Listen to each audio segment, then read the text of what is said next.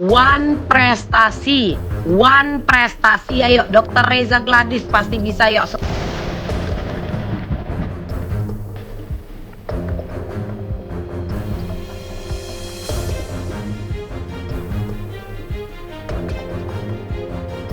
Hola bestinya, kata Ani. Besti diduga ingin mengklarifikasi soal absennya ia di persidangan. Reza Gladys yang seperti kesulitan menyebut kalimat one prestasi pun diduga diskakmat oleh selebgram Emma Waroka dalam unggahan video di sosial media, di mana Emma terlihat men-stitch video yang menayangkan Reza Gladys seperti tengah kesulitan menyebut kalimat one prestasi. Dan setelah tiga uang dengan Emma, Bella pun bahkan diduga mereview Reza Gladys di beberapa momen, mulai dari harga sepatu yang disebut Reza Gladys 5 digit hingga Reza yang terlihat seperti kesulitan mengucapkan kalimat one prestasi. One prestasi. One prestasi. One prestasi, well. Apa sih? Uyuh. Apa ini? Sebel well. Bilang one prestasi aja lambat banget, well. Ribet, well. Tapi kan kalau misalkan sidang one itu sidangnya sidang perdata. One prestasi, ayo Dokter Reza Gladys pasti bisa, yuk sebutkan. One prestasi. Jadi gini, tadi itu lewat di berandaku, jadi teringat laku ya kan. Pas jumpa Komisi 6 PD kali udah cantik kali kakak, itu serba branded semua. Nggak taunya apa. Apalagi pas Feni Rose ditanya sepatu. Berapa digit? 5 digit. Wih, ngeri kakak ya. Kalah Kate Middleton sama kakak, betul. Ariana Grande depan Kak Reza Gladys ini ya, nunduk dia. Permisi kak, lewat, kata 5 digit harga sepatu tadi. Kalian lah dulu. Siapa imbang? Ada imbang? Mana ada? Tak tertandingi bos.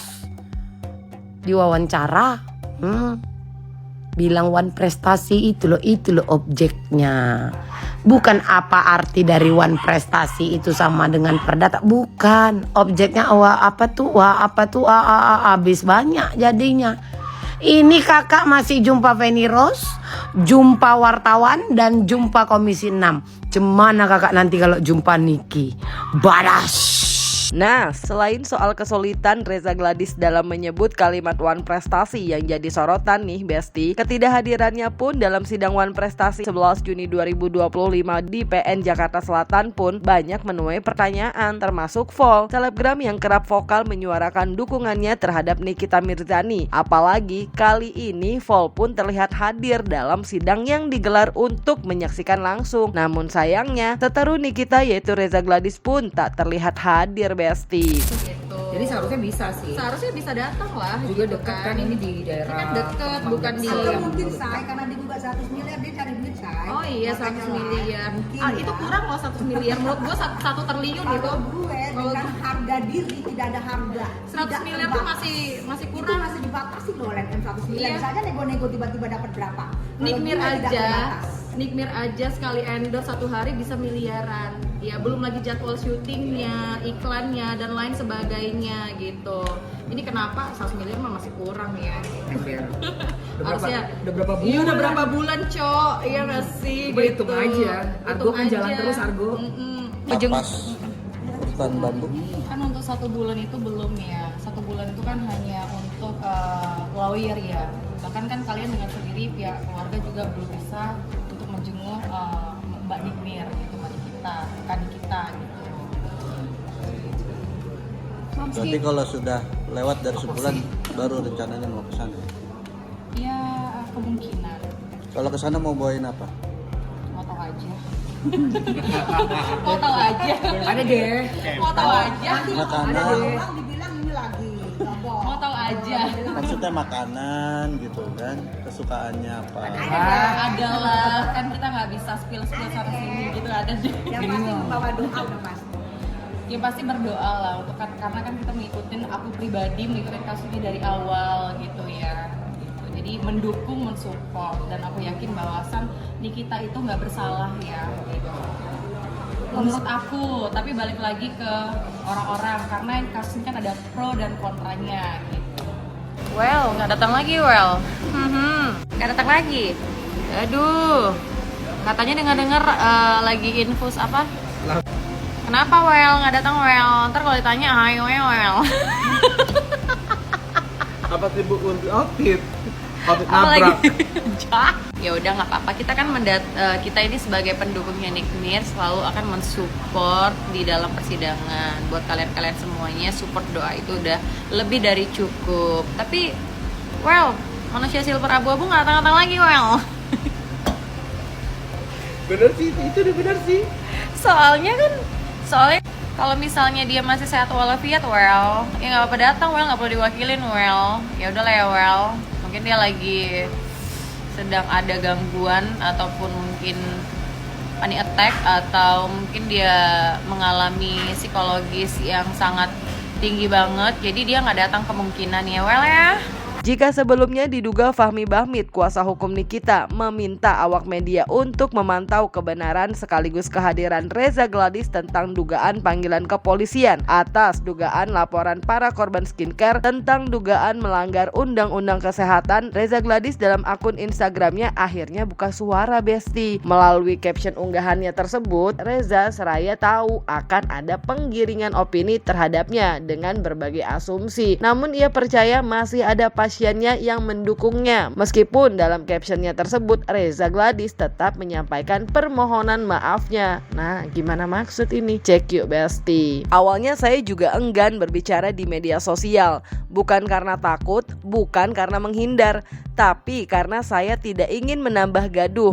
Saya percaya proses hukum sedang berjalan dan saya memilih diam dalam badai. Tapi setelah bertemu dengan pasien, saya sadar ada banyak orang yang diam-diam mendukung, mendoakan, dan percaya. Ada yang bilang, "Dok, saya tetap percaya sama dokter," sambil menatap saya dengan mata yang jujur. Di situ saya tahu saya tidak bisa terus diam. Hari ini mungkin akan kembali dipenuhi dengan penggiringan opini dan berbagai asumsi. Saya paham ini bisa menimbulkan pertanyaan, bahkan ketidaknyamanan, terutama untuk para customer, pasien, dan juga keluarga besar Glavidsya. Mohon maaf sebesar-besarnya jika situasi ini membuat kalian merasa terganggu. Nah, sementara itu Besti, di tengah ramainya kabar tentang adanya pemanggilan Reza Gladys atas dugaan laporan para korban produk skincare, juga terlihat dalam unggahan ulang story Nikita Mirzani, di mana dalam unggahan tersebut bahkan diduga Reza Gladys sudah masuk panggilan kedua dan gak hadir di pemanggilan pertama. Lalu bagaimana praktisi hukum melihat kasus Nikita dan Reza Gladys? Di sisi lain Besti, unggahan video perihal dugaan produk Reza Gladys pun kini ramai di sosial media, termasuk video lama sang suami yaitu At-Taubah Mufid yang kala itu pernah hadir di gedung DPR dan mengungkapkan tekanan yang dialami oleh sang istri yaitu Reza Gladys yang diduga kerap mendapatkan bully dari warganet. Selain itu, video diduga Niki perihal produk RG pun terlihat ramai kembali Besti.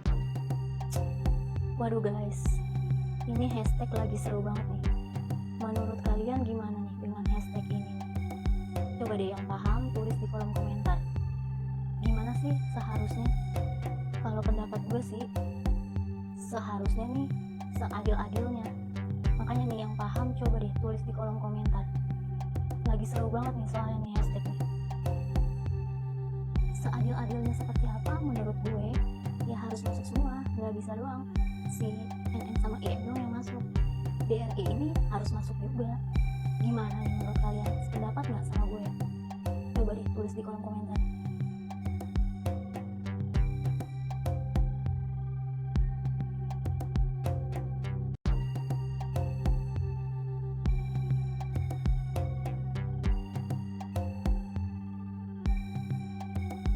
Istri saya terus terang sangat tertekan 3 bulan 4 bulan kebelakang itu dan terasa diintimidasi.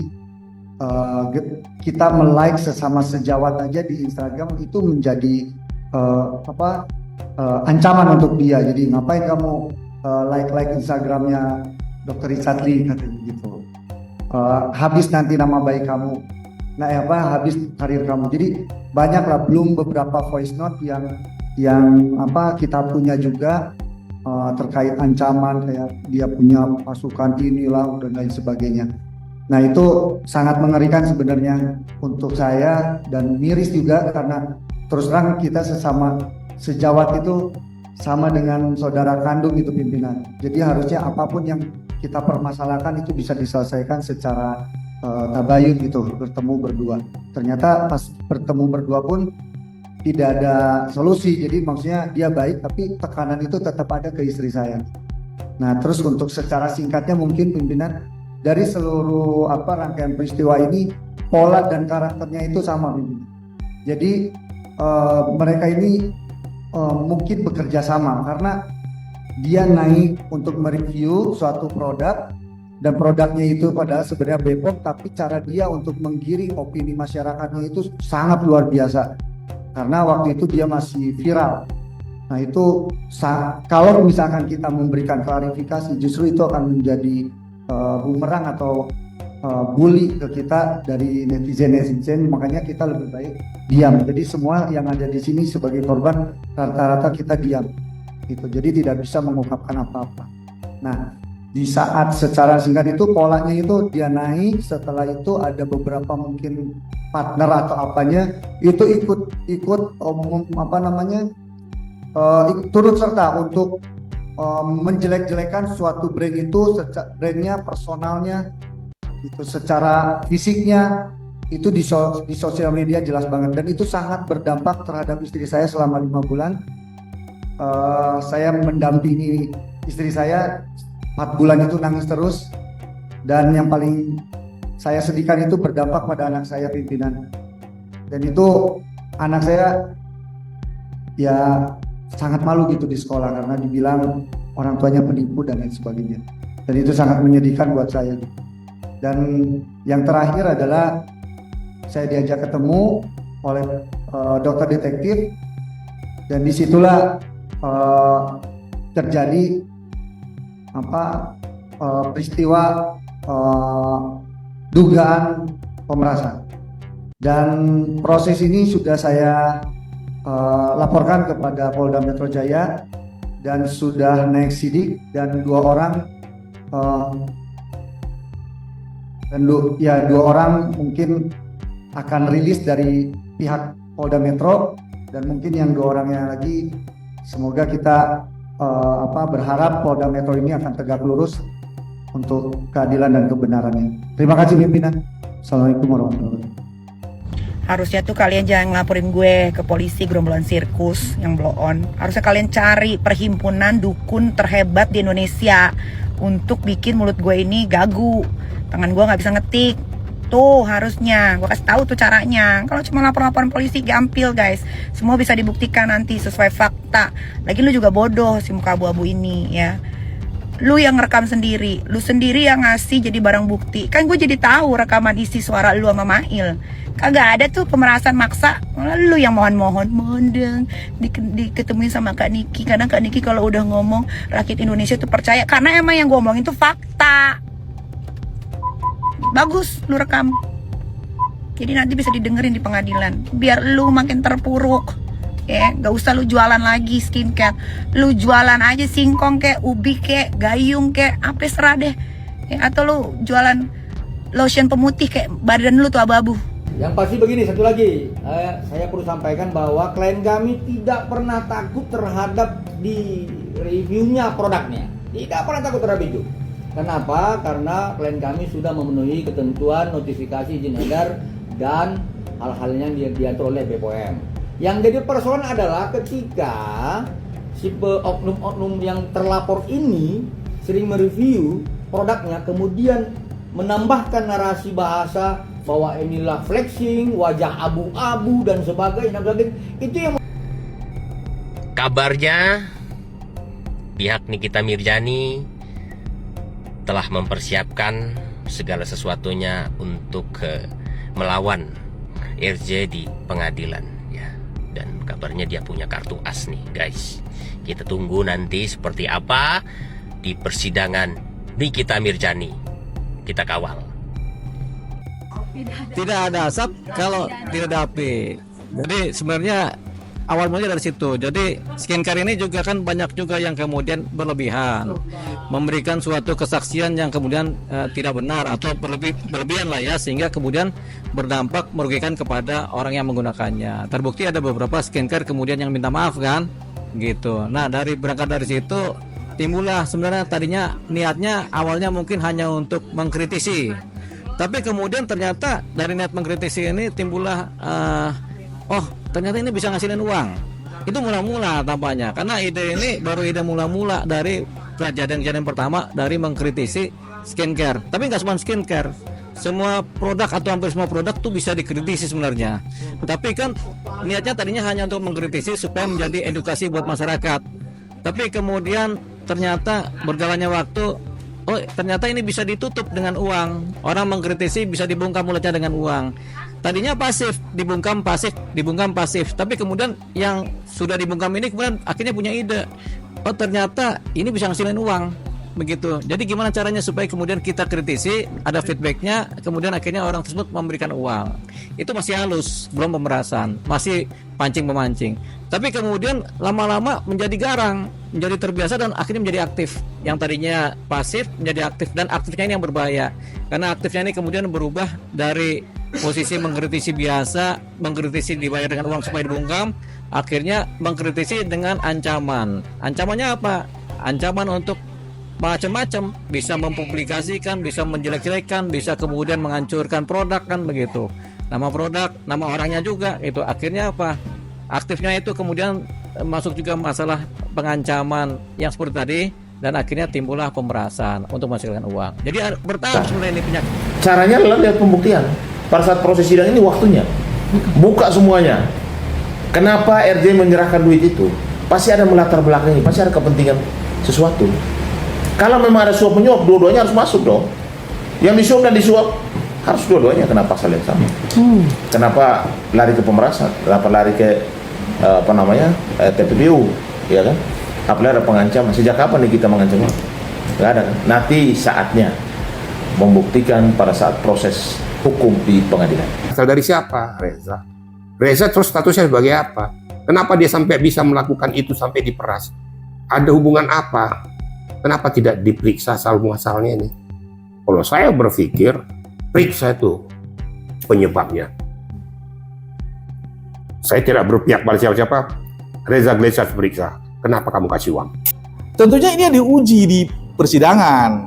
Saya katakan tadi dengan tegas, apakah Diki Trisyan akan terbukti melakukan tindak pidana pemerasan, pengancaman, terutama tindak pidana pencucian uang. Ini harus dinyatakan bahwa bukti-bukti harus lebih terang dari cahaya. Jadi harus terang benderang. Kalau bukti abu-abu, tentunya tidak bisa. Nah, Besti, semoga keduanya sama-sama mendapatkan keadilan ya, dan sidangnya segera digelar. Dan juga pada sabar nungguinnya gitu, Besti. Anyway, jangan lupa like, subscribe biar bisa dapetin video berita kecil lainnya cuma di Kata Ani, Besti.